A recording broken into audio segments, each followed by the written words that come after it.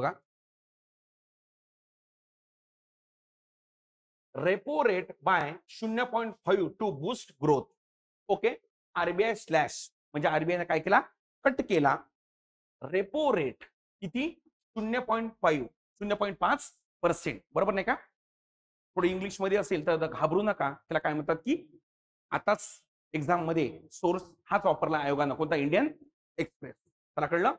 फक्त एक लक्षात ठेवा, 2.5 लाख कोटी हे 2 मिनिटांनंतर आपल्या चर्चेमध्ये येईल. कसं येईल तर ते मी तुम्हाला सांगतो.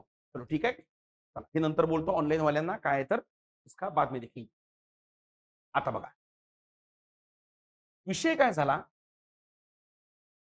6 किती रे, जून की जुलै, 6 जून 2025 ला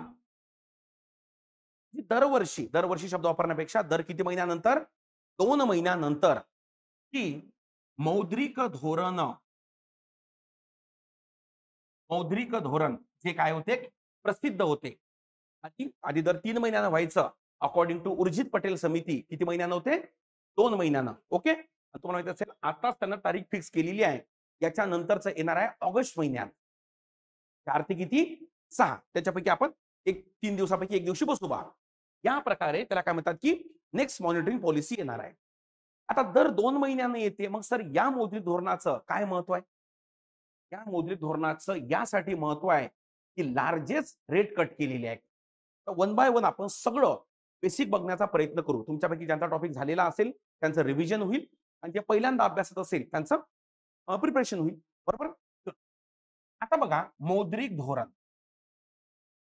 आता मौद्रिक धोरण म्हणजे काय, तर ज्या धोरणाद्वारे मॉनिटरिंग पॉलिसी कमिटी, लक्षात ठेवायचं आरबीआय नाही, आरबीआय नाही, कोण, त्या धोरणाद्वारे मौद्रिक धोरण समिती ओके बाजारामधील तरलता कमी किंवा जास्त करते. तरलता म्हणजे काय, लोकांजवळचा पैसा, बाजारामधील पैसा काय करते, कमी किंवा जास्त करते. त्या धोरणाला काय म्हणतात, मौद्रिक धोरण म्हणतात. बरोबर? आणि याचा प्रमुख उद्देश काय असतो, टू कंट्रोल मनी फ्लो, बाजारामधील पैसा काय करणे, कमी जास्त करणे. मग प्रश्न पडतो की सर बाजारामधील पैसा कमी जास्त का करावा लागतो सर? तो यासाठी करावा लागतो कारण मार्केटमध्ये, त्याला थोडा बाजूला घेऊन टाकू, समजा मार्केटमध्ये जर समजा पैशाचा प्रवाह हा जास्त झाला तर साहजिक आहे याचा परिणाम म्हणजे मागणी वाढेल, कारण मागणी ही लोकांच्या पैशावर अवलंबून आहे. जर मागणी वाढली तर याचा परिणाम हा कशामध्ये होईल, वाढ. मागणी इकॉनॉमीसाठी चांगली असते पण जास्त मागणी इकॉनॉमीसाठी घातक असते. मग अशा वेळेस पैशाचा प्रवाह वाढला तर भाववाढ निर्माण होईल. मग ही भाववाढ कमी करायचं असेल तर हा प्रवाह काय करावा लागेल, कमी करावा लागेल. प्रवाह कमी झाला तर मागणी कमी होईल आणि मागणी कमी झाली तर भाववाढ कमी होईल. पण मागणी कमी झाली, भाववाढ कमी झाली तर तुम्हाला माहित असेल वृद्धी सुद्धा काय होईल, कमी होईल. कारण जेवढी मागणी जास्त तेवढी वृद्धी जास्त. मग आता वृद्धी वाढवायची असेल तर अगेन पैशाचा फ्लो वाढवावा लागेल. मागणी वाढेल, भाववाढ वाढेल, पुन्हा कमी करावं लागेल. Is that clear? म्हणजेच काय, तर वृद्धी आणि भाववाढ म्हणजे इन्फ्लेशन आणि ग्रोथ या दोघांमध्ये समन्वय प्रस्थापित करण्यासाठी लोकांजवळचा पैसा काय करावा लागतो, कमी जास्त. कळलीत पद्धत? आणि यालाच म्हणतात कोणतं धोरण, मौद्रिक धोरण. पाय प्रसिद्ध कोण, आरबीआय. समजलं? विषय कळला का? कारण मागणी एक सतत वाढत असता कामा नये, सतत कमी होता कामा नये. ठीक आहे, चलो. बेसिक लेक्चर मध्ये आपण डिटेल मध्ये घेत असतो. आजचं लेक्चर समजण्यासाठी एवढं मोर दॅन काय सफिशियंट आहे. मग आता बघा ही मागणी कमी जास्त कशी होते, म्हणजे कशी कमी जास्त करते, त्यासाठी जे टूल्स वापरतात त्याला म्हणतात रेपो व्यवहार.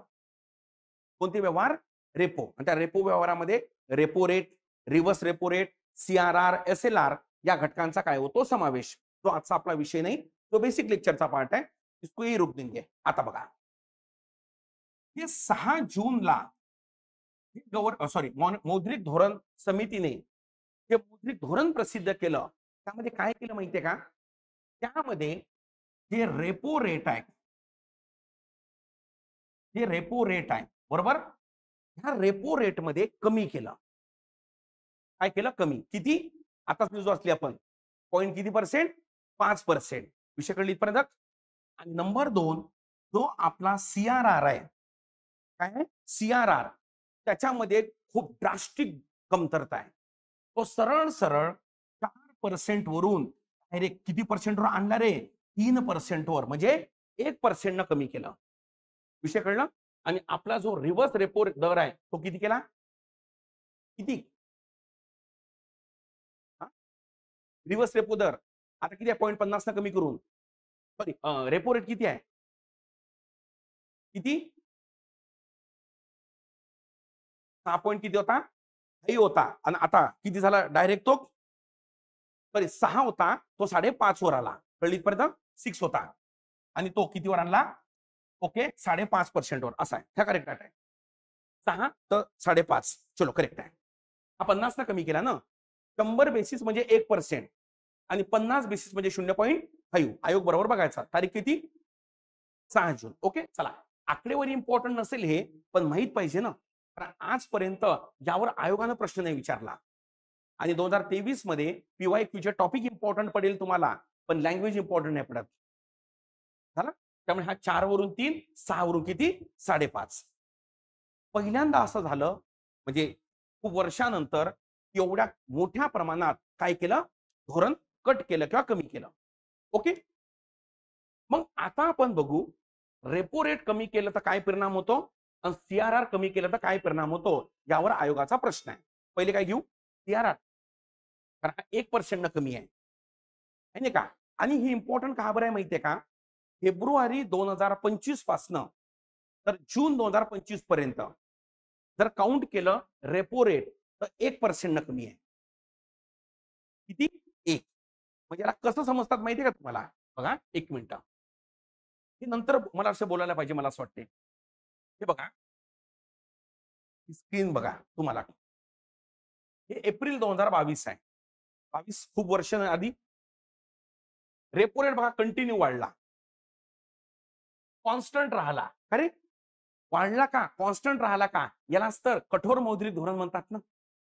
जेव्हा RBI आपले दर वाढवते त्याला म्हणतात कठोर मौद्रिक धोरण, आणि जेव्हा कमी करते त्याला म्हणतात सौम्य मौद्रिक धोरण. बेसिक लेक्चर मध्ये आपण शिकलेलो आहे. आणि तुम्हाला माहित असेल हा जो पॉइंट आहे ना, हा पॉइंट आहे फेब्रुवारी 2025. कळलं? इथून इथपर्यंत हा कंटिन्युअसली कमी होत आहे आणि तो कितीवर आलाय? 5.5 वर. समजलं का? म्हणजे एवढ्या एका वर्षामध्ये आपण 1% न काय केलं आहे?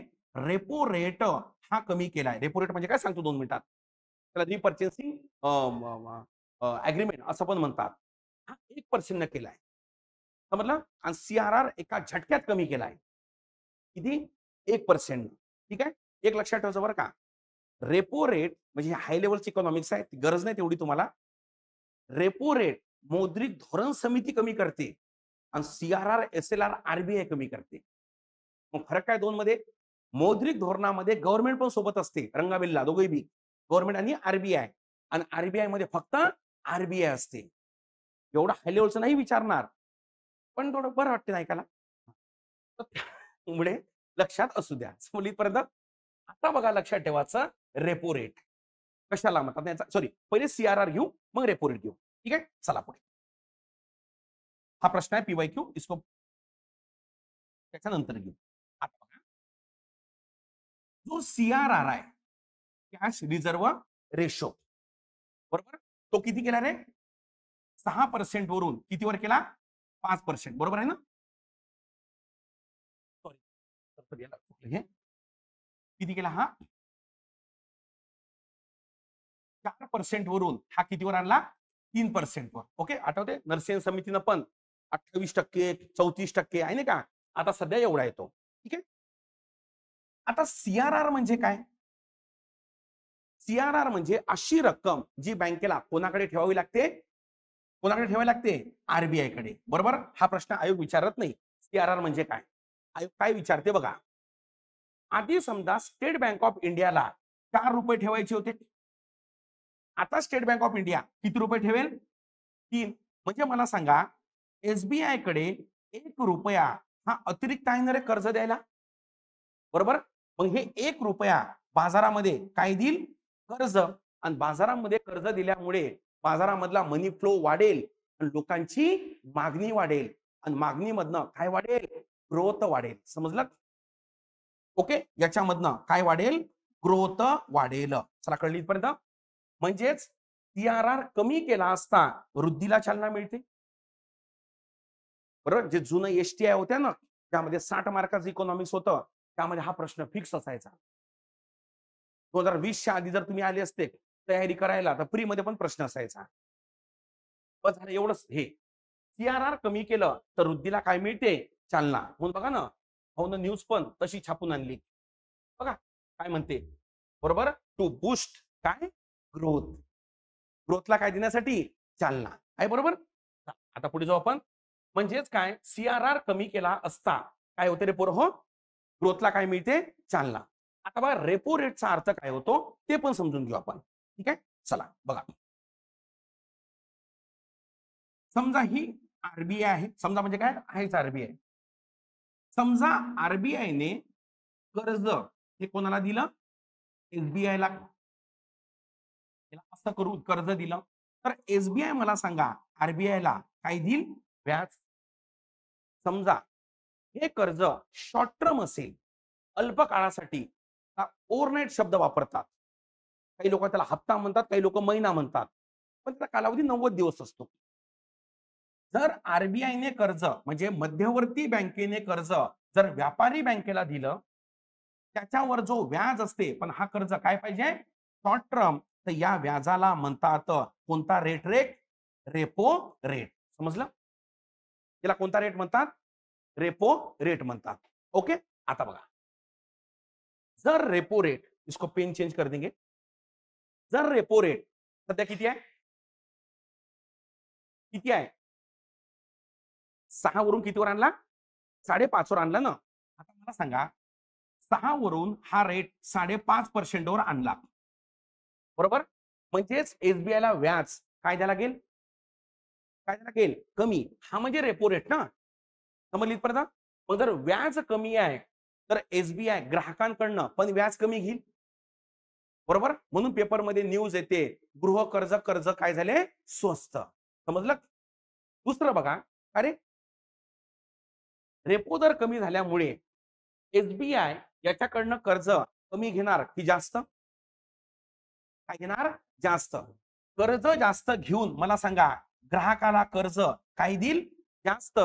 आणि कर्ज दिलं तर मार्केट मधला पैशाचा प्रवाह वाढेल, त्यामधनं मागणी वाढेल आणि वृद्धीला काय मिळेल? चालना. समजलं? म्हणजे मला एक सांगा, मॉरल ऑफ द स्टोरी एका वाक्यामध्ये, जेव्हा आरबीआय रेट कट करते म्हणजे कमी करते, याचा अर्थ कोणाला चालना मिळते रे? ग्रोथला. समजलं? आता मला सांगा, 6 जून 2025 ज्या दिवशी आपण लेक्चर घेत आहोत आज, ही डेट इम्पॉर्टंट आहे कारण पॅटर्नच तसा आहे. रेपो रेट 6 वरून 5.5 केला आणि सीआरआर काय केला? 1% कमी केला, 4 वरून 3 केला. व्हॉट इज द उद्देश? To boost growth. ग्रोथला काय देणे? चालना. इकॉनॉमी असे प्रश्न येतात. इकॉनॉमी इज नॉट इन्फॉर्मेटिव्ह, बरोबर. इकॉनॉमी इज अ काय? Cause and effect based subject. ठीक आहे, आता पुढे जाऊ. आता पुन्हा ती इमेज दाखवतो एक वेळा तुम्हाला. कुठे गेला तो? कुठे गेला रे? कुठे गेला? आता बघा, ऐका ना, जसे रेट कट होत आहे वृद्धीला काय देणे? चालना. तर आताच का बरं कमी करून आलं? तर कमी यासाठी करून आलं, 2025-26 चा आपला टार्गेट 6.5% आहे ग्रोथ रेट जीडीपीचं. ते कमी आहे मागच्या वर्षीपेक्षा. मागचे जीडीपी अरे बाबा, जेवढं आपण अचीव केलं 24-25 मध्ये त्यापेक्षा कमी आहे ना हे. मग साहजिक आहे, वृद्धीला चालना द्यायचा असेल तर आरबीआयला दर काय करायला लागेल? कमी करायला लागेल ना, म्हणजे मार्केट मधला प्रवाह वाढवण्यासाठी. तर म्हणून, आणि दुसरं इन्फ्लेशन पण आपलं 3.2% वर आहे मागच्या 6 महिन्यापासून. आणि इन्फ्लेशन आरबीआय कशावरनं मोजते? डब्ल्यूपीआय की सीपीआय? सीपीआय वरनं. हा पीओआयक्यू आहे बरं का.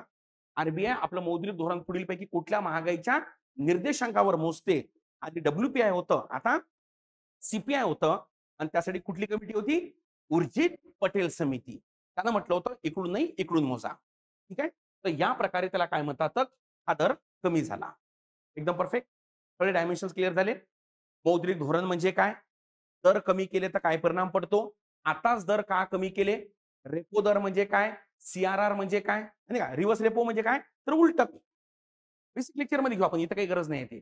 इथं फक्त समजणं गरजेचं आहे. चला, ठीक इथपर्यंत. ओके, सगळे डायमेन्शन्स क्लिअर. आणि ड्रास्टिक चेंज आहे. CRR 1% म्हणजे जोक नाही बरं का. बरोबर? का जोक नाहीये? तर आता आठवा, तुम्हाला म्हटलं होतं काही वेळानंतर करण अर्जुन पुन्हा येणार. तर पहा, करण अर्जुन आला. Okay. Cash reserve ratio CRR कमी केल्यामुळे विल रिलीज म्हणजे मार्केटमध्ये पैसा वाढेल किती? 2.5 लाख कोटी.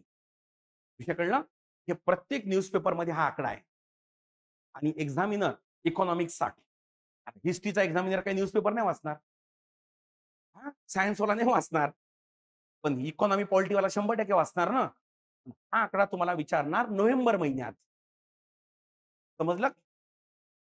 विषय कळला का? अदरवाईज पुढच्या मेन्सला म्हणजे पुढच्या नोव्हेंबरला. समजलं?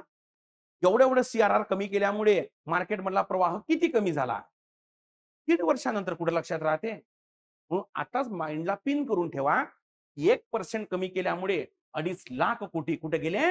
मार्केटमध्ये. असे कसे मार्क येत नाही बघा. Is that clear? आकडेवारी का लक्षात राहत नाही? या प्रकारे थोडं डील करा. 2.5 लाख कोटी मार्केटमध्ये चालले पैसे. ठीक आहे. आता ब्रॉड अनालिसिस जर करतो म्हटलं थोडं राज्यसेवेसाठी, इथपर्यंत कंबाईनसाठी सफिशियंट आहे. बघा, परवाच्या दिवशी आरबीआयने किती रुपये दिले? देणार आहे 24-25 रनिंग वर्षाला देणार आहे ना. किती? 2.68 लाख कोटी. आपण 70 पण म्हटलं तर काय हरकत नाही. बरोबर? 2.68 ट्रिलियन एवढे पैसे देणार आहे. कोणाला? गव्हर्नमेंटला. गव्हर्नमेंट काय घरी ठेवेल का संदुकात? गव्हर्नमेंट पण मार्केटमध्ये रिलीज करेल ना. तिथून डिमांड वाढेल. नंबर 2, इथून डिमांड वाढेल. अरे कळलं का रे बाबा? हे राउंड फिगर 3 लाख पकडू का मी? 3 लाख कोटी आणि ते पकडतो तिकडले. बरोबर नाही का? 3 आणि 3 किती? 6 उंडाले ना. अरे बरोबर नाही का? एवढे मार्केटमध्ये पैसे चालले, त्यामुळे साहजिक आहे वृद्धीला काय मिळेल? चालना. आय अगेन रिपीट, 2024-25 मध्ये जे भारताचं वृद्धी आपण अचीव केली, त्यापेक्षा पुढचं टार्गेट आपलं कमी आहे. 7% अचिव्हमेंट आहे ना आपलं. 7.2% अचिव्हमेंट आहे ना. आणि 7.5 टार्गेट आहे आपलं. म्हणजे याचा अर्थ काही करून ते वाढवावं लागेल ना.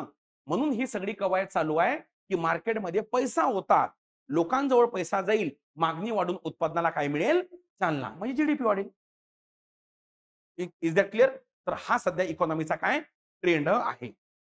बरोबर? सिलाबस शब्द आहे ना, क्षेत्रीय अर्थव्यवस्थेचा काय कल, तर तो या प्रकारचा आहे. त्याला समजली पर्यंत एकदम परफेक्ट. सगळे डायमेन्शन्स क्लिअर. काही राहिलेल्या का? आणि एक जाता जाता एक हा प्रश्न बघून घेऊ. ऑनलाईन वाले हे बघून घ्या. कंबाईन साठी सगळ्या बॅचेस आहेत आणि ज्या फीज आहे त्या रिझनेबल केलेल्या आहे, कारण आता कंबाईन राज्यसेवा दोन्ही वेगळं झालेलं आहे. एक बॅच घेऊन घ्या कुठली पण.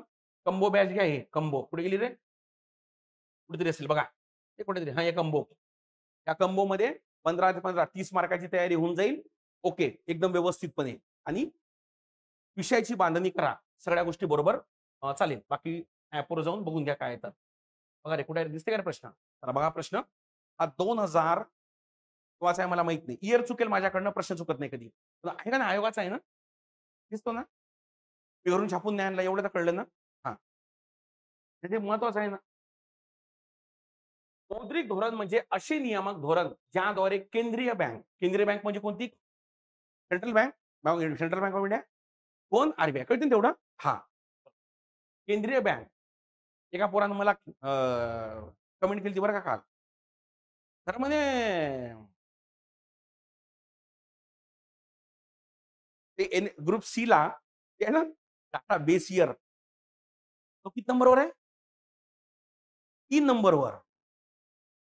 नाही, वर वर सी वर आहे आणि खाली 4 वर आहे. कळलं?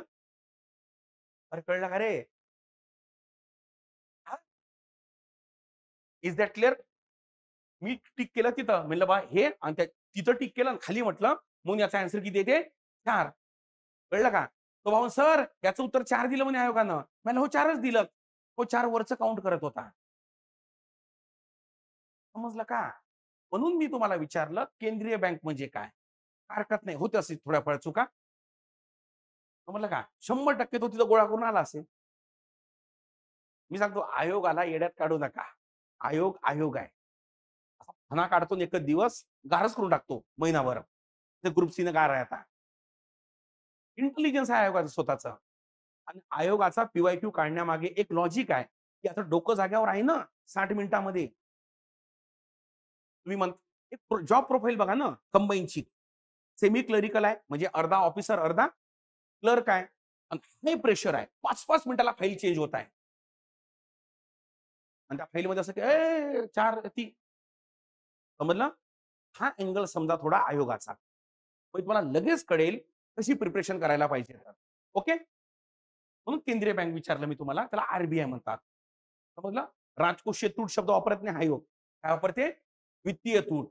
म्हणजे वित्तीय तूट, राजकोषीय तूट तर असे. म्हणून अशा वेळेस मस्त रामबाण उपाय आहे इंग्लिशकडे चालले जाणे. आपले नियंत्रण ठेवते. ओके. काय रे? पैशाचा प्रवाह. समजलं? जर कन्सेप्ट माहित असेल आपल्या बेसिक लेक्चरची तर हे 1, 2 आणि 3 हे राजकोषीय धोरणाचे टूल्स आहेत. एकटाच कशाचा आहे? मौद्रिक धोरणाचा. आपले जे खिलाडी आहे ना ते असे पण आन्सर काढतात बरं का. समजलं का? ते आहे ना खिलाडी ज्यांनी तरबेज आहे. काही म्हणजे ना जसं अजित पवार साहेब दरवर्षी मुख्यमंत्री तसे आपले काही पोर आहे दरवर्षी मेन्स. ते माहितीये काय करतात? प्रश्न वाचू नका. 4 पर्याय वाचा बरं. काढा बरं ऑड मॅन आउट. काय निघते? रंगाबिल्लाचं सोबत राहणार नाही. खर्च आणि पैसा. कारण एक मौद्रिक आहे, एक राजकोषीय. त्यामुळे 4 नंबर गेला. आता काढा बरं 3 पैकी 1 बाहेर. हा निघतो. असं पण आहे. समजलं इथपर्यंत? एवढे बोलून माझे 2 शब्द संपवतो. ठीक आहे? हे झालं आरबीआयचं मौद्रिक धोरण. नोट्स पण टेलिग्रामला येऊन जाईल. खाली कंबाईनसाठी विशेष टेलिग्राम आहे. त्यावर क्लिक करा. आणि राजेशावर डिस्क्रिप्टिव्ह वाले राजेशावर क्लिक करा. 2 स्वतंत्र केलेले आता कारण मधात बर्लिनची भिंत पडलेली आहे. ठीक आहे? चलो डन.